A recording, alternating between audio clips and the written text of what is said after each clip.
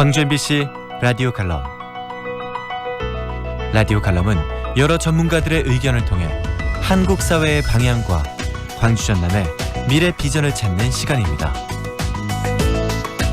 오늘은 거리의 정치에서 습속의 정치로란 주제로 킹핀 정책 리서치 오승용 대표와 함께합니다. 60항쟁 32주년입니다.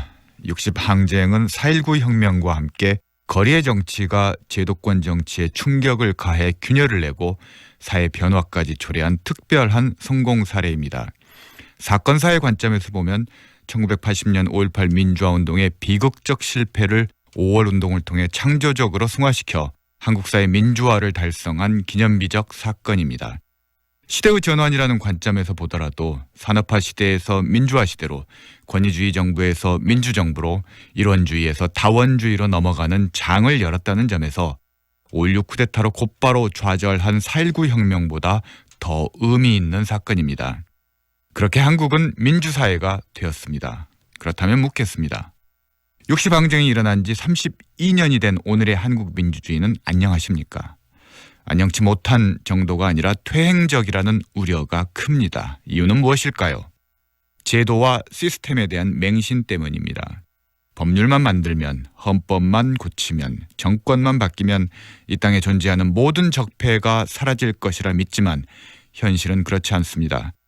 미국 헌법은 비민주적 조항으로 가득하지만 미국의 헌정체제는 한국보다 견고하고 지속 가능합니다.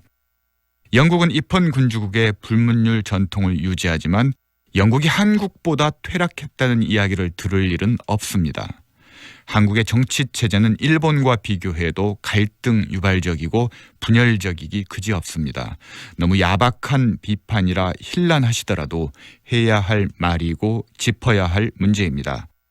32년이 지나는 동안 한국 민주화는 자칭 민주화 세력의 기득권 정치로 전락했고 무엇이 민주주의이고 무엇이 민주주의가 아닌지에 대한 구분과 경계도 흐릿해졌습니다.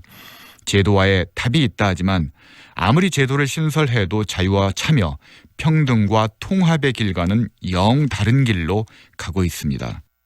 권위주의 하의 성장보다 민주주의 하의 성장이 수치상으로 우월하지도 않고 삶의 질과 만족도가 좋아지기보단 저성장과 양극화로 악화일로입니다. 무엇보다 자신을 노동자라 생각하는 귀족, 서민이라 생각하는 부자가 너무 많습니다. 부의 증가와 공동선에 대한 관심 제고가 병행할 때 사회의 관용성은 증대하고 국가에 대한 시민사회의 제어력은 향상될 수 있습니다. 습속, 모래스의 있고 없음이 중요하다는 이야기입니다. 습속은 특정 사회의 구체적인 도덕 관습으로서 법률과 제도보다 습속이 중요합니다. 선진국의 성공은 종교와 제도 사이의 사회를 통합하는 도덕 관습인 습속이 존재하기 때문입니다. 습속 없는 제도는 공허합니다. 자유로운 상태에서 공공 영역에 참여하는 습속을 확립했을 때 갈등을 해결할 수 있는 지속 가능한 민주주의가 확립됩니다.